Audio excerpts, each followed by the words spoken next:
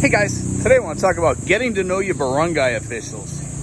You know, if there's one thing you need to know first when you get into your new neighborhood, is getting to know your barangay officials. Go in and meet your barangay captain, become friendly with them, maybe even make donations.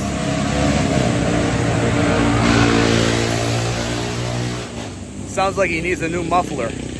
Anyway, I'm here in the park. I'm near the front of the park, so it's a little noisy right now, but usually when I'm in the back, it quiets down.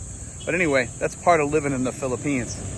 Anyway, I wanted to talk about this because if there's one thing you should do is to try to help your barangay, because when you help your barangay, and we've done that here, you get to know the people there.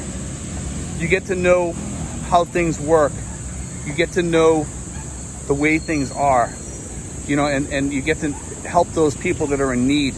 You can make donations, rice donations, food donations to your barangay, and they'll call these people up that are the most in need. You just tell your barangay captain, say, listen, I want to help some people that are in need, really in need, the poorest of the poor. Can you get in touch with these people and give them this bag here of rice or several bags of rice? Or you could do your own thing there, as like we have, our group has done, and you could have a feeding program for these people.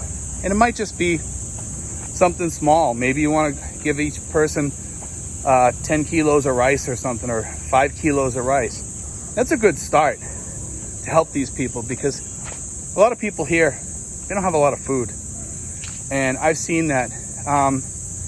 Pregnant people tend to lose their babies faster because they're not nourishing their kids, their baby, and they lose the baby. And malnourishment's a big thing here. I mean, people feed their dogs rice here. That's what they feed them. They call them Filipino dogs because they eat rice, they eat fish, and a little bit of meat if they're lucky, some scraps, some bones. But for the most part, the dogs are fed rice. And you want to know something? There's even cats here that eat rice. They mix a little fish or a few bones with it, or give the cat a little bit of fish inside the rice or whatever, mix it all up. The cat will eat the rice, which I find amazing. I was coming home from the store one time. I saw this cat. I kind of felt bad for it. It looked like he was having a rough day. Really rough day. I figured, you know what? I'm going to give him a slice of pizza. That cat ate the whole pizza. Bread and all, he ate the whole thing. That's not good for a cat. We all know that. But he ate it. And I'm sure it helped that cat a little bit, eating that cheese and eating a few pepperonis and whatever else was on the hamburger or whatever. But you know something? At least it made his day. You know, and that's the way we can help around here in the Philippines. Just little things sometimes. You know, I talked about this in the past a while back about a lady down in Mindanao, down in Davao. And a kid come up to her table, and she gave the kids a couple slices of pizza, and they were happy. You know, and sometimes when people come up and they ask you for money or something like that, offer them a seat.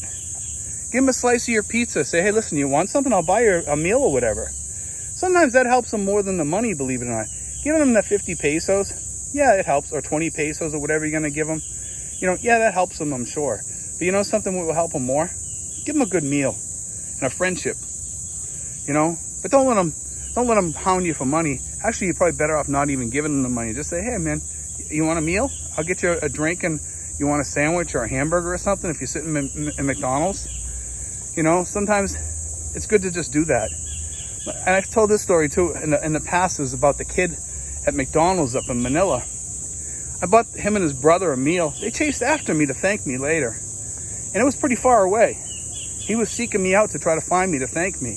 And he wasn't looking for more money. He just come up and said, thank you, sir, for giving us that meal.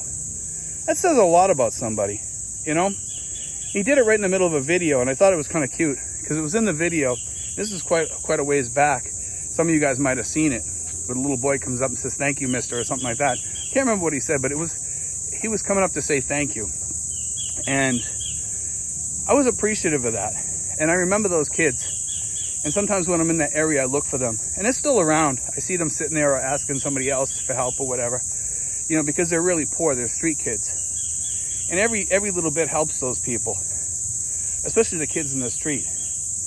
I notice up in QC, there's a lot of homeless children up there. A lot of homeless people in the streets. I notice that there's like little houses that they build, almost like a shed, a mini shed where people sleep in. And sometimes there's like a family of 6 living inside those, and that's their house. And they live in the streets, and I see them cooking out in the street over some wood or some trash or something that they're burning, and they're cooking up something like eggs or something or whatever they're cooking, and that's the way they live. And it must be tough living like that because there's no access to water, there's no faucet, there's no shower in the morning, you stink, it's hot, you're in the city, you're breathing in smog because you live next to the street. We kind of have to have some empathy and for these people sometimes. And even if we can't help them, at least say hi to them. You know, just stop and chat with them. They might ask you for money. And I think if you were on the streets living the way that they live, you'd probably be asking for money too. Let's face it. I would be, you know. I'd be bumming money up people all day so I could live at least halfway decent life. I think it just comes to that. I think when you get like that, at that point, you have to. It's a survival mechanism to kind of keep on keeping on. So have a heart for these people sometimes. I know sometimes we tend to blow up at these people sometimes when they keep bugging you or hounding you. And I get that because some of these people can be very adamant and keep pushing on you and asking you for money. Those people I don't have much empathy for.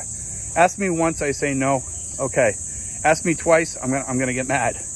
You know, and some of these people, I understand it's a lack of education, lack of poverty, lack of not being taught, you know, what's right and what's wrong, and that you don't hound people.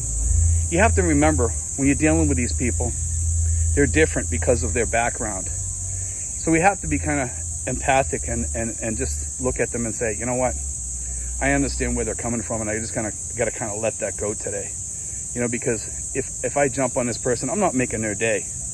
And they got enough to worry about, feeding themselves every day, things like that. Why do I want to yell at this person? It's best to just keep the peace and just let it roll.